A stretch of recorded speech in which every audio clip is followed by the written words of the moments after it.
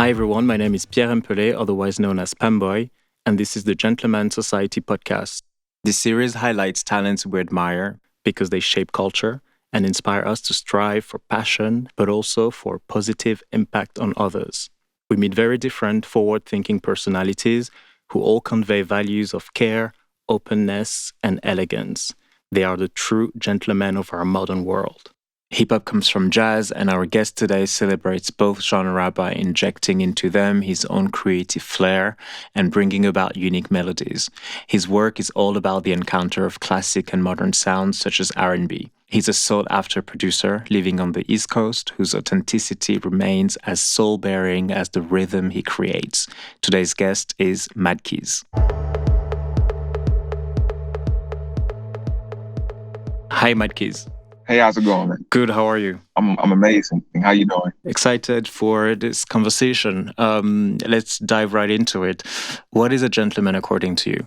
I think of this idea of a man that's is essentially filled with love in a way that you would balancedly express that through all things that you do, through people that you meet. And despite any of those situations that we may be in, we still find a way to share and express that love. I guess when I think of this idea of a gentleman, I'm thinking of how he's helping others. He's kind of this force of unconditional love. I think that's a beautiful answer. Like someone who's selfless as well and who cares for others. I think that's a beautiful way of putting that. How would you define masculinity today? I really believe that this idea of masculinity has changed over the years as we've grown and as men, we are more in tune with our emotions. We're more in tune with our mental, our physical health, as opposed to we think about a time from our fathers and we think of masculinity and it may have exemplified a strong man in a sense back then, but now we have this, I think, being more in tune with those emotions that we feel as men, and being able to express that openly. From my standpoint, I think that's one thing that I've really honed in on is just this idea of being more expressive in a way where we were told not to growing up. We were told to suppress those feelings. We were told to, not cry. We're told to, be strong, put on, carry that weight, you know what I'm saying? But that weight is heavy. We can't, I've tried to carry that weight. And that's just not, that's not conducive to me.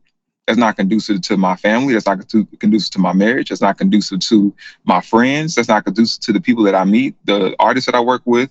That's not helping anybody. As men, we need to have these spaces to express ourselves, to operate in that more. I completely agree with you. I love the fact that you said that men can cry, because I think today it's important maybe to remind, people, men, women, whoever else, that indeed you can cry, and it's just expressing your emotions. What is your definition of elegance?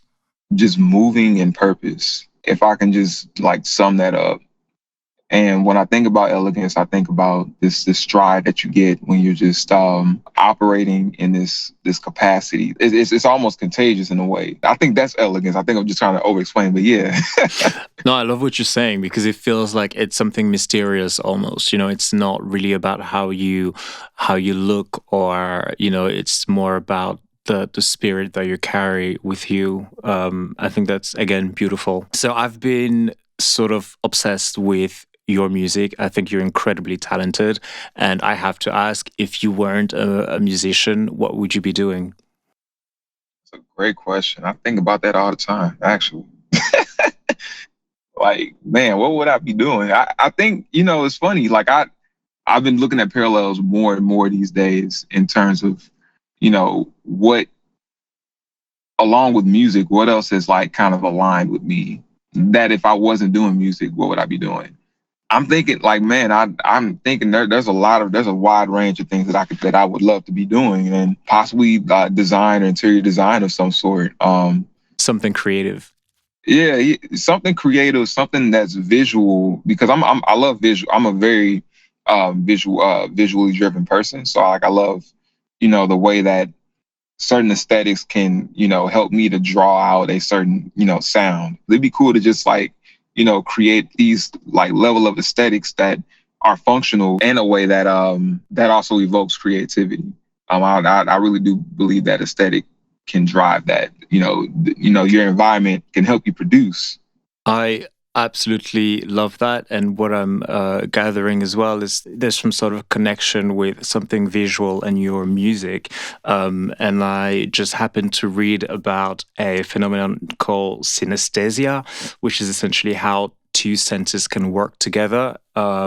People who hear music but see shapes. So to me, that's kind of interesting that you're mentioning that.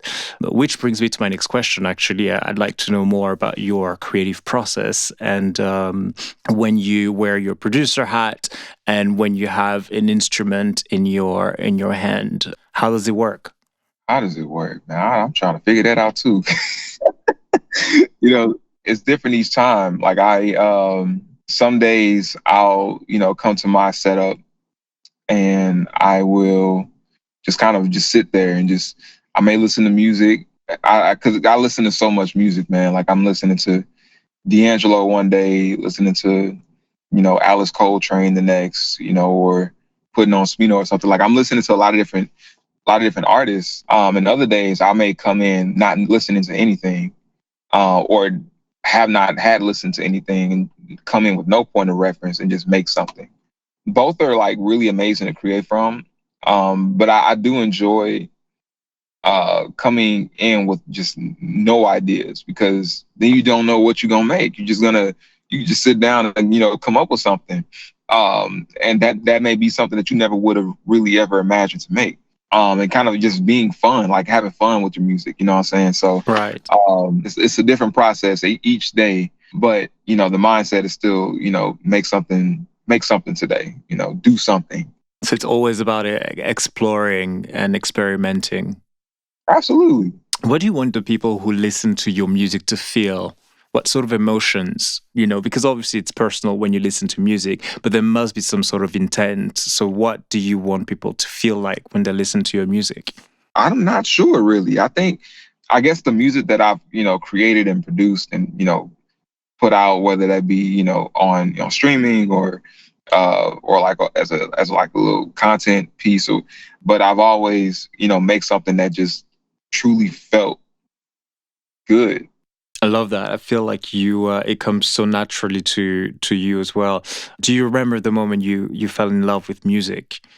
So, growing up, my mom and my pops, they never really played, rap or anything around the crib. It was always gospel and smooth jazz, not like the John Coltrane jazz, the Boney James jazz. So I'm thankful for it, but at the same time, like I needed to dig for this music. Like the first CD I ever got, my sister, she had bought for me, was Common's B album. Right. And like it was the only CD that I had. So I just like ran that up like every chance I get. Then I finally got the Nelly Suit CD. I didn't get Sweat, I got Suit. So but then it just kind of left me, trying to like dig for this music, like so many other albums, man. I'm just like, going and digging through this. And that just kind of opened my eyes up to like so much more music. I was able to like really tap into that early on. I'm thankful for, my sister, my brother, because they really kind of put me into, that type of music. I love that your family and your siblings have sort of influenced or helped shape your taste in music. Were you already playing instruments then, or when did you exactly start to take more of a serious interest? I started playing violin in the 4th grade. Wow. I wanted to. It was a time when everybody had to pick their instruments. If they wanted to play an instrument, told mom I wanted to play the saxophone. She said, "I don't want you passing out on stage, losing all your air, your breath." I'm like, "All right, I want to play the drums. Like, I don't want you making all the noise in my house." Okay. She said, "Want to play the violin?" "I don't play no violin, man. Come on, mama." So, play the violin. Got into it. Really loved it. Started really practicing, getting into it, and getting into honors and all that stuff was really, really fire. Like really cool to I didn't really appreciate that until like later in life. Started making beats in middle school. My brother came home one day with like a music program on a CD. Like came home and started that. Like, bro, we was making beats. Got up early in the morning, staying up late at night making beats. Just so that was really really fun, man. And then I guess in high school started like listening to people playing the piano. Like, man, I want to learn to play the piano. How you learn to play that? Like, man, I learned off of YouTube. Like, you on YouTube, cuz? Like, yeah, man. I like, all right, bro, let me go home, learn how to play on the piano on YouTube. Went home, I had a keyboard, learned how to play. First song I ever learned how to play on the keyboard was Trouble by Coldplay. And the reason why is like my homie, he was playing at the time. I was like, bro, that song sounds so like amazing. What is that? I've never heard piano sound like this. It's I'm like, man, I'm trying to do that. You know what I'm saying? So like I tried to do all that and really just kind of stuck with it, man, and just even played throughout college in a symphony and still like making beats. I didn't really like fully commit myself to it until I want to say it was March 2017. I was at like a Starbucks and I said, hey, I'm about to really do this music and just see how far I could take it because this is what I love. This is what I want to do. And, just kind of, here we are today. You know what I'm getting is I understand now why your music is so rich. It's because your influences are so diverse. We've talked about emotions and music and a bit about visuals and I want to ask you now about a different sense. I'm curious to see and to learn about your olfactive memories and what certain scents can recall. Is there any scent that evokes certain emotions to you? Thanksgiving. Just kind of growing up, I would probably be at my grandmother's house. Like I would like, we'd probably be off school this whole week or whatever. And like Tuesday, Wednesday, she's already like in the kitchen, making sweet potato pies. That was like the smell of Thanksgiving, like smelling those spices, the cinnamon, all of that, man, like it just kind of bring me back home and bring me back to that place. You've mentioned your partner a few times already, so I assume you're in love. What is the smell or the scent of love? I guess if I can like go home now, if I go home now, like I'm gonna know I'm home because it's gonna smell like some eucalyptus, some frankincense. It's gonna smell like these essential oils, or it may smell like some some food getting prepared, whatever. Like from us, I may be cooking, she may be cooking. There's always a ton of different aromas there, man, and I think it's amazing, bro. Like just to be able to have these things that just kind of make home in a sense. And when you smell that, you just like, yo, I'm home. Could you tell me more about challenging moments in your life? So November 2020 was when I almost, said, I'm done with music. I'm gonna put this on the back burner. And I may pursue that design career. I may, get into this, doing these other things. I'm not really sure. At that point in time, we had just moved to DC.